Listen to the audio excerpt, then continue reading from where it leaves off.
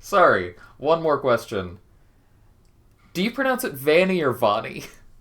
So whatever's fine, but Vanny is the most correct. So Okay. I every time I say your full username, I want to have the similar sound in there and say not Vonnie. hmm But every time I say Vanny on its own, Vanny comes out. so it was brought up one time that technically, if I'm Vanny, Yeah. then that means my name is also not Vonnie because I'm not Vonnie, I'm Vanny.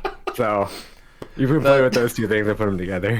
that's funny. That's great. I like that one. Good morning, PlayStation Nation. I sat down with Vanny, a longtime Sprash speedrunner who recently reclaimed the Spyro 3 117% record after last holding it in 2018. It Out of the Spyro games, I think Casually was always my favorite, and I think it's because it's so long. I spent a lot of time playing with my sister. The two of us would play the games back and forth. We'd do a level here and switch them off. And obviously that one and Crash 3 were the longest ones, so we spent the most time there. I wanted to do Splash Factor. That was kind of my big goal at the beginning. And after I did my first one, I was like, okay, I gotta work on all 6 of the games. Well, what's the obvious one to start with? Spyro 3, that had the most time save out of all of them at the time. I don't remember the exact times, but it was maybe 16 minutes off of record or something. And so I started pushing that, and I got further than I expected, and somehow got record, and then kept going. And so it kind of I got attached to it because it was, I was able to claim something like that, so that was cool. And it's kind of continued since, and it's got history with me as well. I asked Vanny how it felt to be able to come back and reclaim the record nearly 6 years later. Honestly, great. That was when I started back with this. So I started learning, I think, the end of May of last year, of 2023. And I had in my head that would be great to get, I don't know if I'm going to be able to make it there, but, or if I'm going to even enjoy doing it, because it did change. It's changed a little bit since then. And I always like to leave myself an out. If I stop enjoying something, I want to move on. Go on to something different. I don't want to push myself too hard. So I kept going, and it was a very slow process in the beginning. I was juggling a lot of different things, intentionally, mind you. I usually end up with tunnel vision on my projects. So I was trying to experiment with not doing that initially. And then come December, I'd taken a month break. I was like, oh, yeah, I'm gonna really push this. And the tunnel vision set in, and it seemed more and more likely that it could be a thing. The new record is 2 hours, 51 minutes, 47 seconds. How far can the category go right now? Exactly how far? Not super sure. 249 is doable. I would say that much. I know, obviously, that's the big number, right? That's what everybody likes to talk about, looks for. Just looking at, Nitroff, me and Nitroff segments, you put them together, and there's a pretty good chance. My run was, I lost 30 seconds to back to front, which is the end of Agent 9's lab. You shoot to the beginning. I messed that up and died. That was kind of my biggest mistake, really. So, another 30 seconds from there, and then getting lucky in a few more levels, just having everything line up. I think that's pretty reasonable. As far as the floor, current stuff, maybe a little bit beyond that, but I don't know. Probably, I would say, as a little, take that with a grain of salt, you could probably expect to push it more than what I think. I've found that to be kind of true with most categories and estimates. Back in 2018, not long after Vanny got the 117 record, something changed. Vanny started developing issues with his hands. So there are a couple reasons why I had stopped. 2017 was probably my first big stop. Work was getting in the way, and I had to figure out how to deal with diminishing free time. Came back in 2018, and then I started having hand issues. That was kind of a big thing that's defined me in the years since. Came back a little bit in 2019, but it was again, I had to stop, or I felt like I had to stop because of my hands, and then I wasn't back till last year, 2023. But yeah, I was having issues with my left hand. It was pretty much the only one at the time. My pinky and my ring finger on my left hand were just kind of fuzzy, a little bit pain wouldn't be the right word for it, but it gets lumped in there all the time. A little bit of numbness and tingling. And it felt like when I speedran, the intensity of it or whatever, it just made it worse. And everything I read online was like, oh, you potentially have cubital tunnel syndrome, which is kind of like carpal tunnel syndrome, just a different nerve. If it's mild, which, like, it felt mild, take a few weeks off, don't do that activity, it'll go away. A few weeks turned into a few months turned into a few years. And it just didn't go away for some reason. I wasn't really doing hardcore gaming or anything like that, so I started, it would have been 2022, at the beginning of the year. I ended up with some chest pain. I went to the emergency room, that was all checked out, it was fine. They couldn't find anything wrong. I felt like I wasted my time, but a little bit concerned, so I followed up with my primary. We went through the ringer with a cardiologist, and I had a clean bill of health for my heart. My chest was fine, he couldn't figure out a reason, said it was maybe stress. And I looked at him, I kind of laughed at him, like, I don't really feel stressed, like, alright. And eventually that went away, and I still had this issue, of course, in my left hand, but then I got issues with my right hand. And that turned into carpal tunnel syndrome. But I went through the ringer, medically. I saw, like, everybody. Tried a bunch of different things, and was kind of at my wit's end. At some point, the end of 2022, I started streaming again. There had been this challenge called Pokemon Ironmon Kaizo, which is like a randomized version of the game, and everything is out to kill you, and you will die in over and over and over. You're only allowed one Pokemon, a bunch of other rules. And so I started streaming that again, just kind of joining that community, and a bunch of people from the speedrun community, Splash community, showed back up, and we're excited, and I felt kind of bad for leaving them behind, And I did that for a few months until I, still sorting out everything. I'd gotten surgery, carpal tunnel release surgery, but that didn't seem to help. I mainly had this pain in my right finger. It just would not go away. After living with hand pain for several years, and after seeing several specialists to no avail, another speedrunner suggested that Vanny try something new. Eventually, I was sent a video by actually Zachary Lawrence. It was Simply's video where he talks about his hand pain. And at first when I was sent that, I was a little upset that he sent it to me, to be completely honest. It was one of those things where it was like, people of course want to help. And, I don't fault anybody for that. I'd be in the same way and am the same way.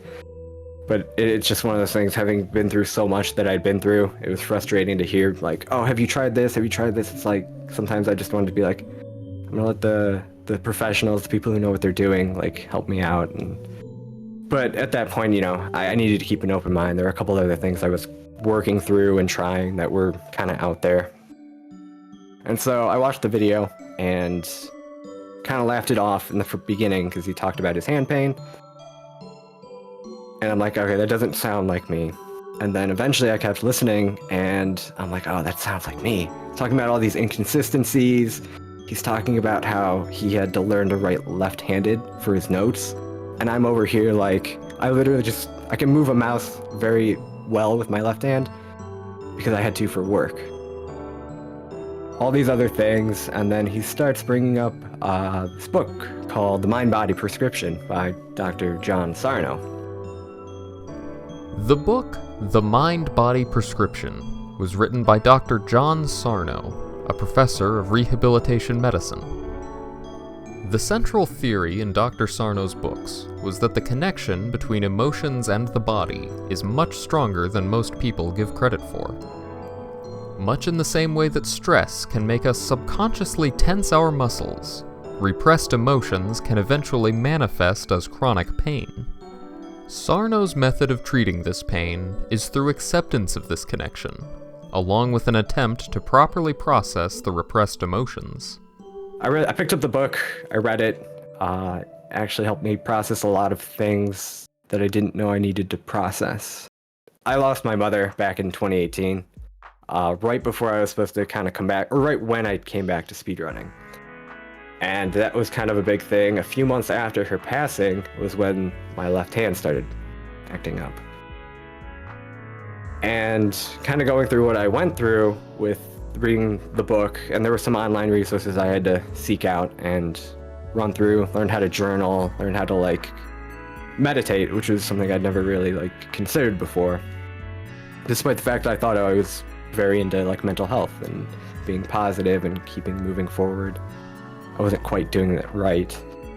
So I learned about a lot of different things that happen with loss and what that means, and how it's more than just being sad.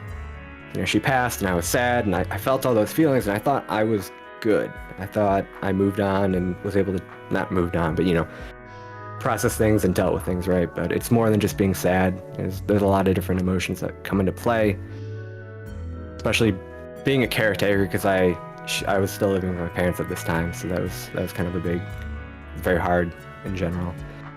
So I attribute that to a lot of my left hand, and I can see that now as I've since then managed to disassociate any sort of pain from playing video games. I've managed to understand myself a lot better, and as a result, I've gotten my life back even more than I thought I ever was going to get it back. Vanny is not the only one who has been helped by Dr. Sarno's methods. The Super Mario 64 speedrunner, Simply, of course, made his video about his journey with hand issues in 2019. I confirmed with Simply that he still doesn't have any problems. It appears that these methods have worked for him for the long term. Vanny reports that he does still feel some pain, but that it is no longer debilitating, and is no longer tied to the activities that used to cause him pain. The method of pain relief described in Dr. Sarno's book, The Mind-Body Prescription, is a process. With persistent work, certain types of pain with certain causes can be alleviated. There are some major criticisms of Dr. Sarno's work, most notably claims that he may have exaggerated the effectiveness of his methods, and that he didn't often cite modern pain research. However, it is undeniable that many thousands of people have felt relief after trying his methods. If you are feeling chronic pain or discomfort, please consult a doctor.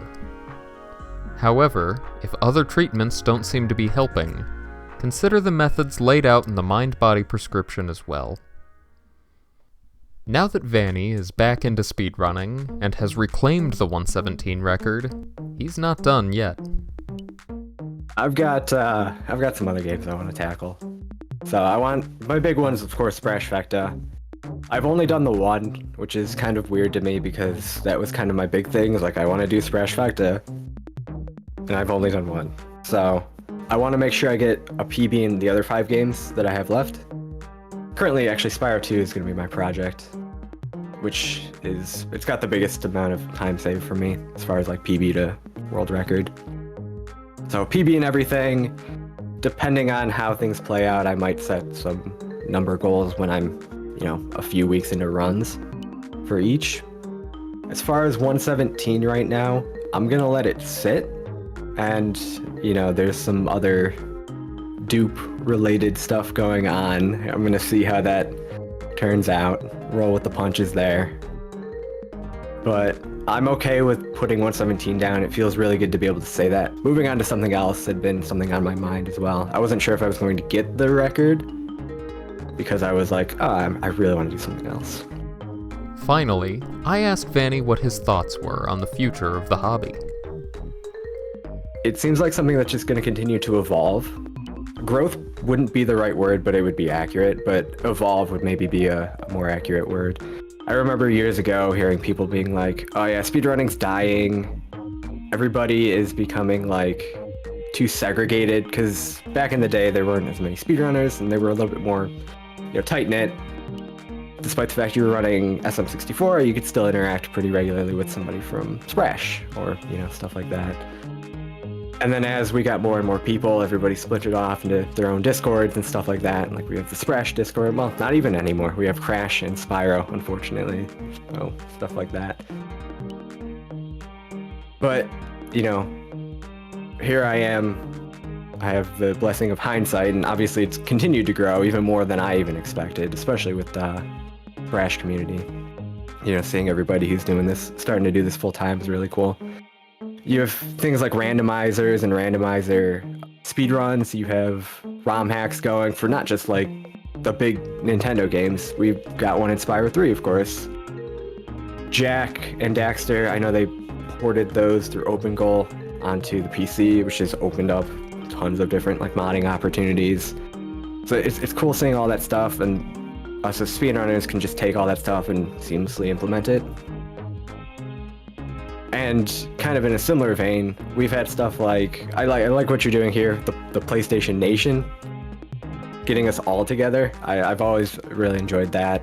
Stuff like the 1545 is really cool to me. Also having been, you know, somebody who was a part of that and watching that grow. So just getting a bunch of different people together was really fun. So I expect a lot of different kind of curveballs and growth in different ways that we won't really expect. Follow Vanny on Twitch to see more runs of Spyro, Crash, and whatever else he may be playing. Subscribe for more PlayStation speedrunning news. And as always, be sure to show support for the PlayStation Nation.